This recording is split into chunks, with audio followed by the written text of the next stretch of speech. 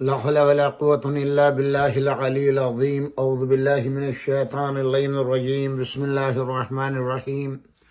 الحمد لله الذي هدانا لهذا وما كنا لنهتدي لولا أن هدانا الله. لقد جاءت رسل ربنا بالحق والصلاة والسلام على رسول الثقلين محبوب رب المغربين والمشرقين جد الحسن والحسين بالقاسم محمد. اللهم صل على محمد وآله والطيبين الطاهرين المعصومين ولعنة الله على أعدائهم أجمعين. أما بعد، فقد قال الله سبحانه تبارك وتعالى في كتابه المجيد والفرقان الحميد. بسم الله الرحمن الرحيم. يا أيها الذين آمنوا اتقوا الله وكونوا مع الصادقين. سامعین کرام، السلام علیکم ورحمۃ اللہ وبرکاتہ.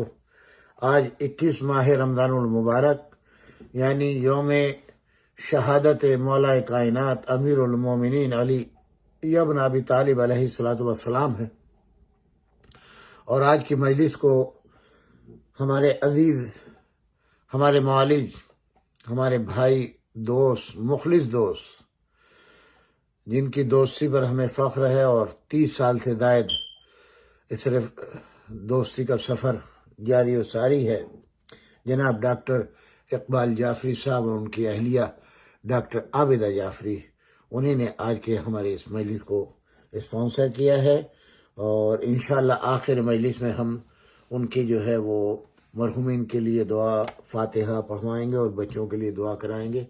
تو یہ آج شہادت کی مجلس ہے مولا کائنات امیر المومنین علی ابن ابی طالب علیہ السلام کی. آج اتفاق ہے کہ ابھی جب مجلس کی تیاری کر رہا تھا تو ایک ویڈیو کلپ کسی نے مجھ کو جامعہ نازمیہ کے گروپ پہ بھیجی، اور مجھے بڑی حیرت ہوئی. وہ لوگ جن کا تعلق پاکستان سے ہے وہ بڑے غور سے سنیے گا، لیکن پاکستان کے بنانے والے قائد اعظم محمد علی جناح ہے، اور یہ قائد اعظم جو ہیں وہ شیعہ ہیں. تو اس کلپ میں یہ ملا کہ اب اس وقت میرے ذہن میں نام تو مولانا کا نہیں رہا، لکھنؤ کے رہنے والے تھے، اور بولے کہ گاندھی جی، ابھی یہ سب حالات چل رہے تھے، گاندھی جی ملنے کے لیے قائد اعظم کے پاس گئے، اور وہ دن آج 21 ماہ رمضان کا تھا. قائد اعظم نے ملنے سے انکار کر دیا، اور انہوں نے کہا کہ آج کا دن جو ہے وہ میرے مولا واقع امیر المومنین علی ابن ابی طالب علیہ السلام کی شہادت کا ہے، اس لیے میں آج ملاقات نہیں کر سکتا. تو یہ ملاقات پھر 24 ماہ رمضان پر منتہی ہو گئی، اور اس وقت ملاقات ہوئی. تو یہ جو مولانا تھے جمعیت الاحرار کے رئیس، دیکھیں ایک ایک کی خباثت کا اندازہ لگائیں. ان کو بڑا ناگوار گزرا، انہوں نے خط لکھا قائد اعظم محمد علی جناح کا کہ 21 رمضان جو ہے وہ مسلمانوں سے مخصوص نہیں ہے، وہ صرف شیعوں سے، اور آپ خوجہ شیعہ ہیں تو آپ لوگوں سے ہے، آپ اپنے شیعت کو جو ہے پوری قوم ملت اسلامیہ پر تھوپنا چاہتے ہیں. دیکھ رہے ہیں ان مولویوں کی خباثت، ان ملاعین کی. اور جب یہ خط ان کو گیا تو انہوں نے جواب دیا، خالی یہ نہیں خط رکھ لیا مولوی کا، منہ توڑ جواب دیا. اور انہوں نے کہا کہ حضرت علی ہمارے تو امام تھے، ہمارے پیشوا تھے، رہبر تھے، مگر پوری امت مسلمہ کے خلیفہ چہارم بھی تھے. تو کیا ان کی شہادت کا غم مسلمانوں کو نہیں ہے، یا خلیفہ چہارم کی شہادت کی خوشی منائیں گے آپ؟ اور اسی طرح کا خط مولانا مودودی صاحب نے بھی لکھا، اور مولانا حسین مدنی دیوبندی، انہوں نے تو انتہا کر دی قائد اعظم کو برا بھلا کہنے میں. مگر کیا کہنا فرنگی محلی علماء کا، انہوں نے ان تمام علماء کی مذمت کی، قائد اعظم پر اعتماد کیا اور قائد اعظم کی تائید کی. فرنگی محل لکھنؤ کا مشہور ترین محلہ ہے، جو علماء اہل سنت ہمیشہ سے وہاں آباد رہے ہیں، بہت بڑا قبیلہ ہے علماء فرنگی محل کے نام سے، اور انہوں نے بڑی کتابیں مدح اہل بیت میں لکھی ہیں، اور ہمیشہ اہل بیت اطہار علیہ السلام کے پرچم کو بلند کیا ہے۔ انہوں نے ان وہابی نظریات کو، ان ناسبیوں کے خیالات کو باقاعدہ خارج کیا، اور قائد اعظم کو جو ہے خط لکھ کر کے ان کی حمایت کی۔ میں صرف آپ کو اس لیے بتا رہا ہوں کہ بنی امیہ کے ٹکڑے آج تک جو ہے وہ کام آ رہے ہیں، ان کی چوسی ہوئی ہڈی اب تک ان کے استعمال میں آ رہی ہیں، جو ملائن اس طرح کی حرکتیں کرتے ہیں۔ تو اب آپ سوچئے کہ بعد وفات پیغمبر جب ایسے ایسے خبیث لوگوں کی تائید کیے ہوئے لوگ جو ہیں وہ برسر اقتدار آئیں گے، تو پھر وہ تو ظاہر ہے کہ اقتدار ویسا ہی ہوگا کہ جیسے لوگوں نے ان کو آمادہ کیا ہوگا۔ بیت المال کو لوٹو کھسوٹو، جہاں مفت کا مال آئے اس پر قبضہ کرو، جس کا باغ مل جائے اس پر قبضہ کرو، چاہے وہ رسول کی بیٹی کا باغ ہی کیوں نہ ہو، چاہے وہ حق علی ابن ابی طالب کیوں نہ ہو۔ آخرت کس نے دیکھی ہے، جنت کس نے دیکھی ہے، سب سنی سنائی باتیں ہیں۔ میں آئے تھے دنیا کے اندر، مزے کرو، دنیا سے جاؤ، مرنے کے بعد کون واپس آ رہا ہے۔ اسی لیے ہمارے یہاں بنیادی اعتقاد ہے، ایمان کی، مومن کی اصل علامتوں میں سے ایک علامت ہے قیامت کے دن پر ایمان لانا۔ قیامت کے دن پر جب ایمان لاؤ گے، قیامت کو جب تم یاد رکھو گے، موت کو جب تم یاد رکھو گے، اور ہر وقت موت کا تذکرہ کرو گے، تو برائی سے دور رہو گے، غصب کرنے سے دور رہو گے، کسی کو جھوٹا کہنے سے دور رہو گے۔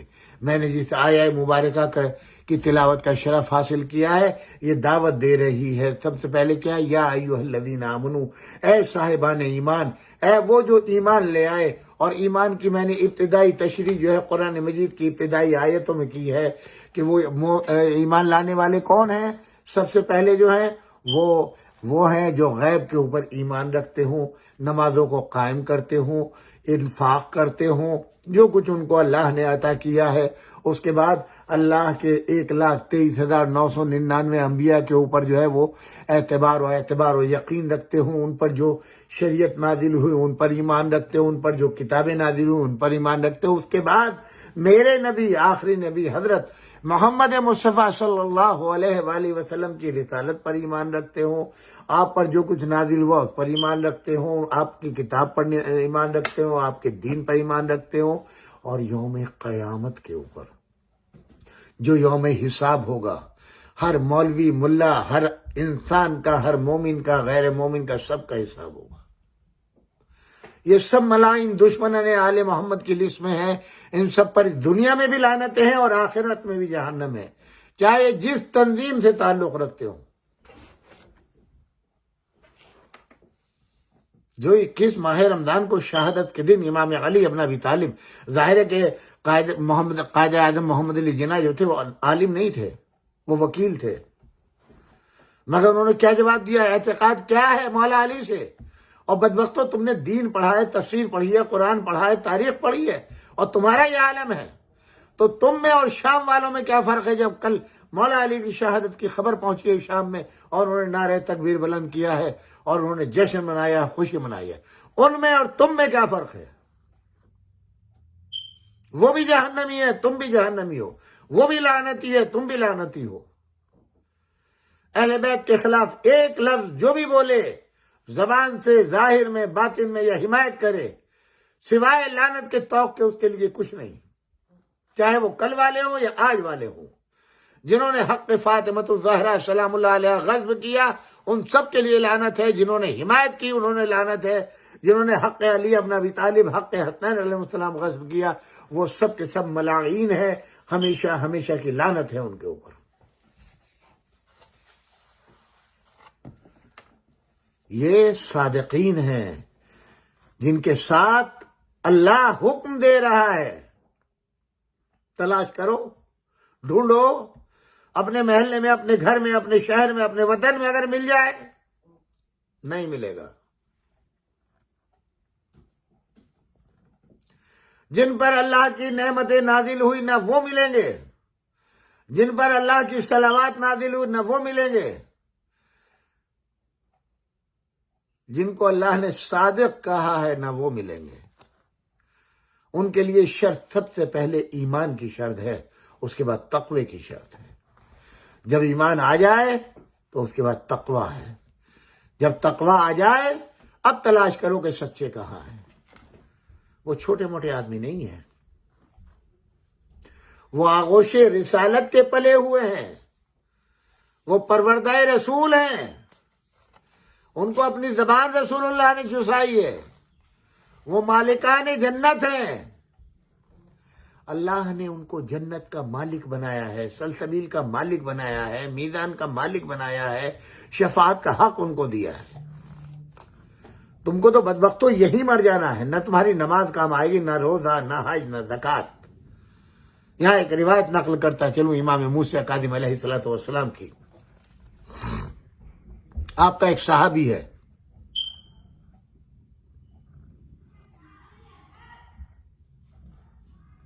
یوسف جمال، وہ اپنے اونٹ کرائے پہ دیتا ہے۔ ایک سال ہارون رشید جو ہے ان کے اونٹ لے کر کے، یہ انتہائی محب امام موسیٰ کاظم علیہ السلام، آپ کا خاص صحابی ہے، صفوان جمال۔ اس نے اپنے اونٹ جو ہے وہ ہارون کو دے دیے۔ ہارون حج پہ چلا گیا، حج کے لیے لے کے گیا، تو امام سے ملاقات ہوئی۔ امام نے فرمایا، امام موسیٰ کاظم علیہ السلام نے کہ بھئی صفوان، تمہاری سب باتیں پسند ہیں مجھے، مگر یہ بات پسند نہیں، ایک بات تمہاری زندگی میں مجھے پسند نہیں۔ مولا وہ کیا ہے؟ کہا تم ہر اہل غیر کو اپنے اونٹ جو ہے کرائے پہ دے دیتے ہو۔ وہ سمجھ گیا، مولا میں نے اپنا اونٹ جو ہے کسی جنگ پہ، کسی پر ظلم کرنے کے لیے، کسی کا حق چھیننے کے لیے، کسی کو قتل کرنے کے لیے نہیں دی، میں نے تو اللہ کے گھر کی زیارت کے لیے، حج کے لیے ہارون کو دیا ہے۔ مولا مسکرائے، آپ نے فرمایا، اے صفوان تمہیں معلوم ہے ہم اہل بیت کے دشمن کا حج قبول نہیں ہے، اس کا حج ہے ہی نہیں، وہ تو سیر و سیاحت ہے۔ تو جب حج نہیں ہے تو نہ نماز ہے، نہ روزہ ہے، نہ زکوٰۃ ہے، نہ خمس ہے، کوئی چیز قابل قبول نہیں ہے بغیر محبت علی ابن ابی طالب اور بغیر آل ابن ابی طالب۔ یہ امام موسیٰ کاظم علیہ السلام کی روایت ہے۔ اس کے بعد آپ نے فرمایا، اچھا ایک اور سوال کروں؟ کہا فرمائے۔ کہا کہ تمہارے دل میں یہ تو ہوگا کہ ہارون خیریت سے واپس آ جائے تاکہ تمہارے اونٹ مل جائیں، اور جو بھی تمہارا کرایہ طے ہوا ہے وہ پیسہ تم کو مل جائے، اتنے دن اس کی زندگی کی اور خیریت سے آنے کی دعا تو کرو گے۔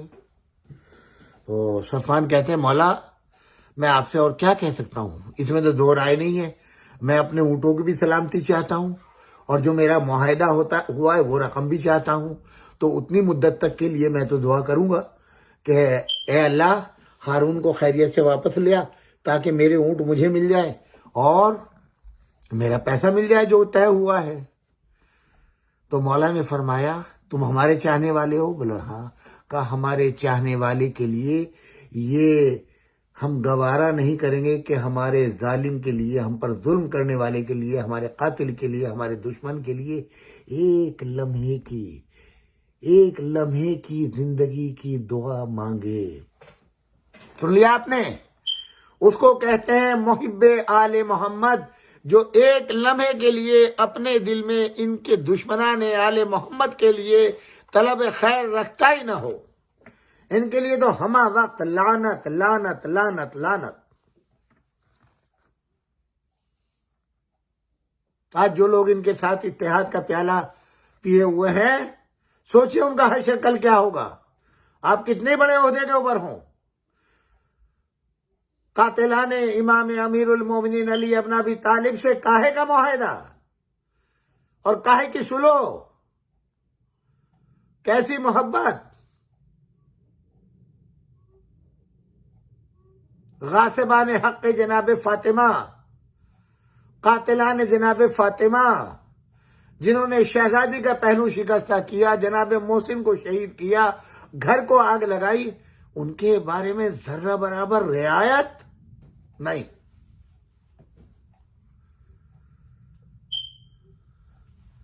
جنہوں نے حسن مجتبیٰ علیہ السلام کو زہر دیا، کیا یہ بات ڈھکی چھپی ہے کہ امیر شام ملعون معاویہ نے امام علی علیہ السلام کے قتل کی سازش تیار کی، زہر تیار کیا، تلوار فراہم کی اور ابن ملجم کو بھجوائی؟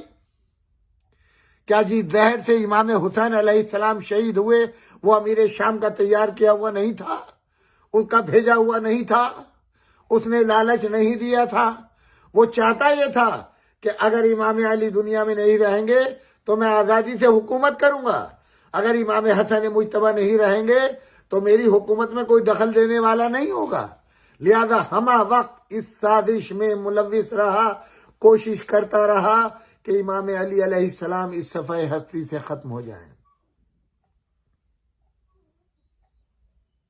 اور ظاہری طور پر وہ اپنی سیاست میں کامیاب بھی ہوا، لیکن یہ تو نظام الہی تھا، اگر ایک علی دنیا سے اٹھائے گا تو اس کی جگہ دوسرا حسن آگے بڑھ کر کے اس مسند کو سنبھال لے گا، اگر حسن کو زہر دے دیا جائے گا تو آگے بڑھ کر کے حسین ابن علی جو ہے اس مسند کو سنبھالیں گے، اور اگر حسین ابن علی کو گھیر کے کربلا میں شہید کر دیا جائے گا تو سید سجاد یہ سلسلہ آخر کار حضرت حجت کو، اسی لیے 12ویں، آج لوگ پوچھتے ہیں نا اگر 12ویں امام تمہارے ہوتے تو سامنے اور ظاہر ہوتے، ہمارا ان سے یہی تو جواب ہے، 11 کے ساتھ ملاعین تم نے کیا کیا؟ کیا چاہتے ہو 12ویں کو بھی ویسے ہی شہید کر دو جیسے 11 کو شہید کیا؟ اس لیے اللہ نے اپنی مصلحت سے، اپنی مرضی سے 12ویں کو پردہ غیب میں رکھا، کیونکہ ان کا ظاہر ہونا اور غائب ہونا امت کے لیے کوئی مسئلہ نہیں ہے، یہ جیسے ظاہر رہ کر کے ہدایت کرتے ہیں ویسے ہی غائب حالت غیبت میں بھی یہ ہدایت کرتے ہیں، معاونت کرتے ہیں، سرپرستی کرتے ہیں۔ متعدد اس کی مثالیں آپ کو مل جائیں گی۔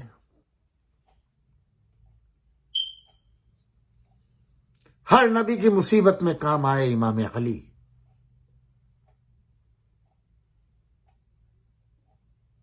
حضرت آدم کی توبہ انہی کے ذریعے قبول ہوئی، حضرت نوح علیہ السلام کی کشتی کو کنارہ انہی کے ذریعے ملا، حضرت ابراہیم خلیل اللہ کے لیے آگ سرد ہوئی انہی کے وسیلے سے ہوئی، حضرت موسیٰ کو دریائے نیل سے نجات ملی اور فرعون کے عذاب سے نجات ملی انہی کے وسیلے سے ملی، حضرت عیسیٰ اگر کامیاب ہوئے تو انہی کی محبت کے سبب انہی کے وسیلے سے، حضرت محمد مصطفیٰ صلی اللہ علیہ وآلہ وسلم کا اگر آج دین باقی ہے اور دین اپنی کامیابی و کامرانی کے ساتھ منزل عروج پر پہنچا ہے تو وہ بھی انہی کی قربانیوں کے سبب، اگر علی نہ ہوتے تو آج نہ رسول ہوتے، نہ آج نہ اسلام ہوتا، اگر علی نہ ہوتے تو دعوت ذوالعشیرہ میں کوئی گواہی کا دینے والا نہ ہوتا، اگر علی نہ ہوتے تو شب ہجرت رسول اللہ کے بستر کے اوپر سونے والا نہ ہوتا، اگر علی نہ ہوتے تو رسول زادی کو مکے سے مدینے پہنچانے والا، مشرکین کے نرغے سے نکال کے لے جانے والا کوئی اور نہ ہوتا، اور جب مدینے میں آ گئے تو پہلی جنگ بدر میں پیاسوں کو پانی پلانے والا، اگر علی نہ ہوتے تو پیاسے مر جاتے، اگر علی نہ ہوتے جنگ بدر کا فتح پانے والا کوئی نہ ہوتا، اگر علی نہ ہوتے تو جنگ خندق کا، جنگ احد کا بچانے والا، رسول اللہ کا بچانے والا کوئی اور نہ ہوتا، اس جنگ کو فتح یاب کرنے والا کوئی اور نہ ہوتا، اگر علی نہ ہوتے تو اذان نہ ہوتی، علی نہ ہوتے تو نماز نہ ہوتی، علی نہ ہوتے تو حج نہ ہوتا، علی نہ ہوتے صلح حدیبیہ نہ ہوتی، جس کے لیے سورہ فتح نازل ہوا، سورہ اذا جاء نازل ہوا، اگر علی نہ ہوتے تو مکے میں کبھی اذان نہ ہوتی۔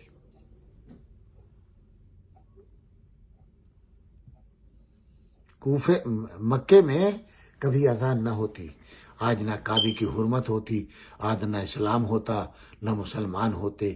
یہ کرم کس کا ہے، یہ احسان کس کا ہے؟ یہ میرے مولا علی ابن ابی طالب کا احسان ہے۔ کہاں کہاں علی کو چھوڑو گے، ہر مقام پہ دیکھو گے علی علی علی علی ملیں گے، ہر جگہ انہی کے جلوے نظر آئیں گے، ہر جگہ انہی کے کمالات نظر آئیں گے، ہر جگہ انہی کے فیوض و برکات نظر آئیں گے۔ علم کے میدان میں آؤ گے تو صرف علی نظر آئیں گے، سخاوت کے میدان میں آؤ گے تو صرف علی نظر آئیں گے، رحم کے میدان میں آؤ گے تو صرف علی نظر آئیں گے، شفقتوں میں میدان میں آؤ گے تو صرف علی نظر آئیں گے، شجاعت کے میدان میں آؤ گے تو صرف علی نظر آئیں گے۔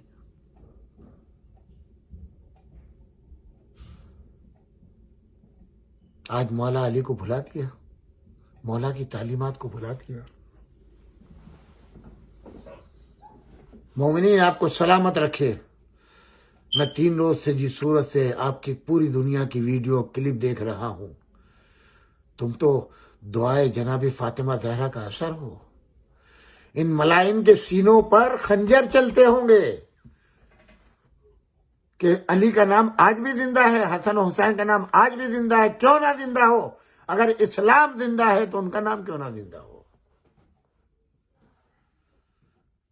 اسلام اور علی، اسلام اور حسن، اسلام و حسین، اسلام و فاطمہ الگ الگ نہیں ہے، ایک ہی آغوش کے پلے ہوئے ہیں۔ جس آغوش میں اسلام پلا ہے اسی آغوش میں یہ پلے ہیں۔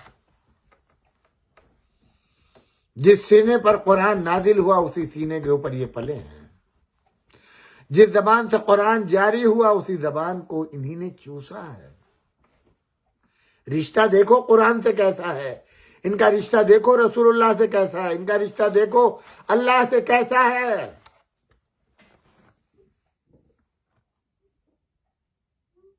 تلوار آئی ہے نہیں علی کے لیے،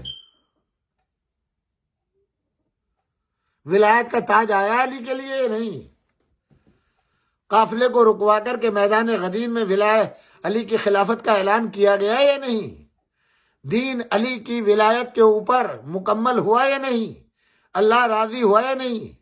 الیوم اکملت لکم دینکم واتممت علیکم نعمتی ورضیت لکم الاسلام دینا، یعنی نعمت بھی تمام ہوئی، دین بھی کامل ہوا اور اللہ راضی ہوا۔ غدیر سے پہلے اسلام تھا نامکمل، نعمتیں تھیں نامکمل،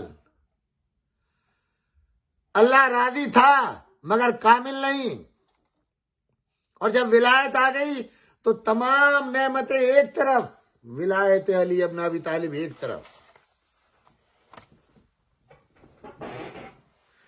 پورا دین ایک طرف، علی کی ولایت ایک طرف، پورے دین کی رضا ایک طرف، علی کی رضا ایک طرف۔ تو بھائی آیت بتا رہی ہے قرآن کی، یا ایھا الرسول بلغ وما انزل الیک من ربک فإن لم تفعل فما بلغت رسالتہ واللہ یعصمک من الناس۔ کسی آیت میں خوف ظاہر ہوا ہے؟ کسی حکم میں خوف آیا ہے؟ جتنے احکامات اللہ نے نازل کیے، نماز، روزہ، حج، زکوٰۃ، خمس، جہاد، ہجرت، کوئی خوف آیا ہے؟ آپ نماز پڑھیں بلا اعلان، اذان دلائیں بلا اعلان، لوگوں کے شر سے ہم بچائیں گے، آپ حج کے لیے جائیں روزوں کے شر سے ہم بچائیں گے، رمضان کے روزے ہم نے واجب کر دیے، روزے رکھوائیں ہم بچائیں گے، کہیں کسی موقع پر آئے تو بتائیں، آپ فلاں خطبہ دیں ہم بچائیں گے۔ تو یہ کون سا حکم ہے جہاں کے اوپر رسول اللہ پر خوف طاری ہے اور اللہ ضمانت و گارنٹی دے رہا ہے لوگوں کے شر سے ہم بچائیں گے؟ ماننا پڑے گا ولایت علی ابن ابی طالب تھی جو لوگوں کو قبول نہیں تھی، لوگوں کے دل میں پھوڑے پک رہے تھے اور خوف تھا۔ اور روایات بتاتی ہیں کہ یہ آیت ایک مرتبہ نازل نہیں ہوئی، خانہ کعبہ کے پاس طواف کے وقت حجر اسود کے پاس نازل ہوئی ہے، صفا و مروہ کے درمیان میں صحیح کرتے ہوئے نازل ہوئی ہے، میدان منی میں نازل ہوئی ہے، میدان عرفات میں نازل ہوئی ہے، عید کا خطبہ دیتے ہوئے نازل ہوئی ہے، اور آخر میں پھر جب اللہ نے کہا واللہ یعصمک من الناس تو میدان غدیر تھا۔ پھر اس شان کے ساتھ آگے والوں کو بلایا گیا، پیچھے والوں کو کا انتظار کیا گیا، اور حی علی خیر العمل کے ذریعے سے صدا پہنچائی گئی۔ آپ نے پہچان لیا، اور اب وہ جو پیغمبر نے کبھی زندگی میں نہیں کیا وہ آج کیا۔ ممبر کے بغیر کوئی کام نہیں ہوگا۔ جو کجاو اونٹوں کے جو کجاوے تھے ان کو اتار کے ممبر بنایا گیا۔ وہ تپتا ہوا صحرا، وہ دھوپ کے سر پگھلے جا رہے تھے، نہ کوئی درخت تھا، نہ کوئی ٹھنڈک تھی، اور نہ کوئی ٹھنڈا پانی تھا۔ اجلتی ہوئی دوپہر کے اندر ممبر پہ اوپر گئے تو پہلی مرتبہ کہا علی آؤ میرے برابر میں بیٹھو۔ جتنے ایک سے ایک سیاستداں، کوہنا مشق سیاستداں موجود تھا، پہچان گئے آج کچھ دال میں کالا ہے۔ اور اب رسول اللہ نے سارے احسانات گنوا دیے، تم جاہل تھے، تم گمراہ تھے، غلط راستے پر چل رہے تھے، جو پتھر پیروں میں آتے ہیں ان کے سامنے سر جھکا رہے تھے، تم خدا کو مانتے نہیں تھے، اپنی بیٹیوں کو زندہ درگور کرتے تھے، تم تو جانوروں سے بدتر تھے۔ میں نے آنے کے بعد اللہ کی وحدانیت کا کلمہ پڑھوایا، اللہ کے جادے پر تم کو لگایا، اللہ کا راستہ تم کو دکھایا اور تمہیں انسان بنایا۔ آج انسان بن کے میرے سامنے بیٹھے ہو۔ میں نے تمہیں قرآن دیا، تمہیں اسلام دیا، اصول زندگی دیے، بود و باش کا طریقہ بتایا، ازدواجی زندگی کیسے گزاری جائے، بچوں کی تربیت کیسے کی جائے، ماں باپ کے ساتھ کیسے احترام کیا جائے، صلہ رحم کیسے کیا جائے، پڑوسیوں کا خیال کیسے کیا جائے، کاروبار کیسے کیا جائے، دوسرے ملک والوں سے کیسے تعلقات رکھا جائے، آپس کی رشتہ داریوں کو کیسے قائم کیا جائے، تم میں صلح کیسے کرائی میں نے۔ تم تو جنگ و جدل میں رہتے تھے، ایک دوسرے کے خون کے پیاتے تھے، گلے میں ایک دوسرے کے کلیجے اور دوسرے اعضاء کے جو ہے وہ ہار بنا کر کے پہنا کرتے تھے۔ میں نے تم کو انسان بنا دیا۔ تم تو خون کا پیالہ پیتے تھے اپنے دشمن کا، میں نے تم کو انسان بنا کر کے اللہ کے سامنے سر بسجود کرا دیا۔ ایک ہی صف میں کھڑے ہو گئے محمود حیات، اب نہ کوئی بندہ رہا اور نہ کوئی بندہ نواز۔ جی یہ کس کا کمال تھا؟ اب میں تمہارے پاس سے جا رہا ہوں دنیا سے، اب میں دنیا سے جا رہا ہوں تو تمہیں یتیم بنا کے نہیں چھوڑوں گا، اتنی محنتوں کو رائے گاہ ہونے نہیں دوں گا۔ قرآن کی حفاظت کے لیے، دین کی حفاظت کے لیے، تمہارے ایمان کی حفاظت کے لیے، اس قوم کی حفاظت کے لیے اپنے بھائی علی ابن ابی طالب کو یہ، اور اس کے بعد میں 3 مرتبہ ہاتھوں میں اٹھا کر کے دکھایا، اپنا جانشین، اپنا خلیفہ مقرر کر رہا ہوں۔ وہیں پر ایک بدبخت کھڑا ہو گیا اور اس نے کہا یا رسول اللہ، آپ نے اسلام کی دعوت دی، ہم اسلام لائے، آپ نے نمازوں کا حکم دیا، نمازیں پڑھی، روزوں کا حکم دیا، روزے رکھے، حج کا حکم دیا، حج کیا، جہاد کا حکم دیا، آپ کے ساتھ جہاد کی۔ اب آپ اپنے بھائی کو ہمارے اوپر مسلط کرنا چاہتے ہیں، اپنا خلیفہ بنانا چاہتے ہیں؟ اگر آپ بنا رہے تو میں نہیں مانتا، اور اگر خدا کی طرف سے بنائے گئے تو خدا سے کہیں میرے اوپر ابھی عذاب نازل کرتے ہیں۔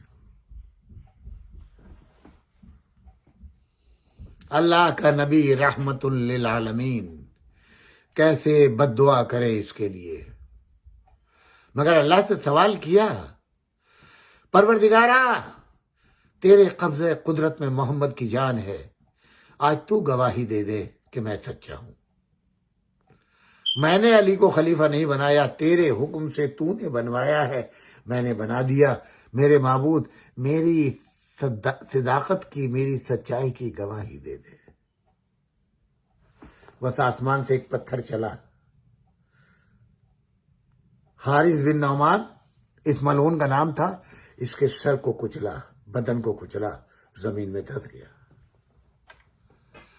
کہتے ہیں کہ کل قرآن مجید میں ہے نا سورہ فیل، الم تری کیف فعل ربک باصحاب الفیل، جو خانہ کعبہ کے دشمنوں کا حشر کیا تھا، اللہ نے عذاب نازل کر کے ان پرندوں سے پتھر مروا کر کے کہ ہاتھی بھی اور ہاتھیوں کے سوار بھی سب کے سب جیسے کھایا ہوا بھوسا، جو کعبے کے دشمن کا حشر تھا وہی میدان غدیر میں اللہ نے مولود کعبہ کے دشمن کا وہی حشر کیا، جس طریقے سے انہیں کچلا اس طریقے سے انہیں کچلا، بتا دیا میرے نزدیک جو کعبے کی عظمت ہے وہی مولود کعبہ کی عظمت ہے۔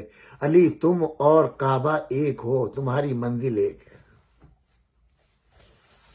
بس میں نے ختم کیا آپ کی زحمتوں کو۔ عزیزو، آج مولا امیر المومنین علی علیہ السلام کی شہادت کا دن ہے۔ آج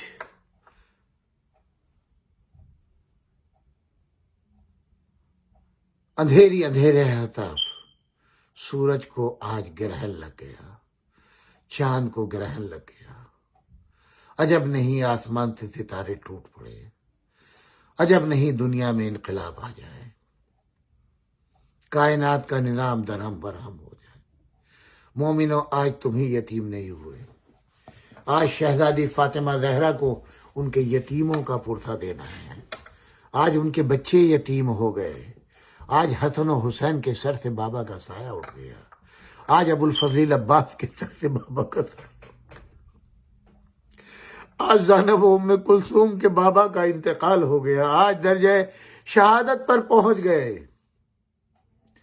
آئے ہم سب مل کے امام زمانہ علیہ السلام کی بارگاہ میں ان کے جد اقدس کا پرسہ دے. مولا آپ کے جد اس مظلومیت کے ساتھ زندگی گزاری اور اس مظلومیت کے ساتھ دنیا سے چلے گئے. آپ پرسہ قبول کر لے. مگر ایک بات ضرور کہیں گے جو ہم نے تاریخ میں پڑھی ہے. مولا آپ کے بابا کی جب شہادت ہوئی تو آپ کی جدائیں موجود تھی، بیٹیاں موجود تھی، ام کلثوم موجود تھی، جناب زینب موجود تھے، امام حسن موجود تھے، امام حسین موجود تھے، ابو حنیفہ جناب محمد حنفیہ موجود تھے، ابو الفضل عباس موجود تھے، بنی ہاشم کے جوان موجود تھے. شہادت پہ عمل کیا، غسل و کفن کا بڑا اہتمام کیا. پورا شہر کوفہ سیاہ پرچموں سے لہرا گیا. کوئی گھر ایسا نہ تھا جس گھر سے آہو بکا کی آوازیں نہ آ رہی ہو. یتیم کے گھر ہو، بیواؤں کے گھر ہو، فقراء و مساکین کے گھر ہو، کوئی گھر ایسا نہ تھا جہاں سے امام علی کے والیہ کی صدائیں بلند نہ ہو رہی ہو. کہتے ہیں اب جنازہ جب بلند ہوا اور علی کے گھر سے جنازہ علی کا برآمد ہوا تو کوئی شخص ایسا نہ تھا جو سینہ نہ پیٹ رہا ہو. میں کہوں گا مولا ذرا کربلا کے میدان میں آپ دیکھیں، یہی آپ کا چھوٹا فرزند حسین 3 دن کا بھوکا پیاسا ذبح کیا گیا. کوئی فریاد کا سننے والا نہیں تھا. ایک زینب تھی جو آواز صحرا میں دے رہی تھی، اے ملعون شبر، میرا 3 دن کا بھائی بھوکا پیاسا ہے، ارے اس کو ذبح نہ کر. ادھر کہتے ہیں فاطمہ زہرا آغوش میں سر لیے ہوئے ایک آواز آتی تھی، شیب میرا بچہ 3 دن کا بھوکا پیاسا ہے، اس کو ذبح نہ کر. انا للہ و انا الیہ راجعون، رضا بقضائہ و تسلیما لامرہ. اللہم صلی علی محمد و آل محمد. اللہم صلی علی محمد و آل محمد. اللہم صلی علی محمد و آل. بسم اللہ الرحمن الرحیم. اللہم انی اسألک بحق محمد وانت اللہ وبحق علی وانت العالی وبحق فاطمة وانت فاطر السماوات وبحق الحسن وانت المحسن وبحق الحسین وانت قدم الحسن وبحق الائمة 9 الطاہرین من ذریۃ الحسین علیہ السلام. پروردگارہ ہماری اس قلیل سی عبادت کو شرف قبولیت عطا فرما.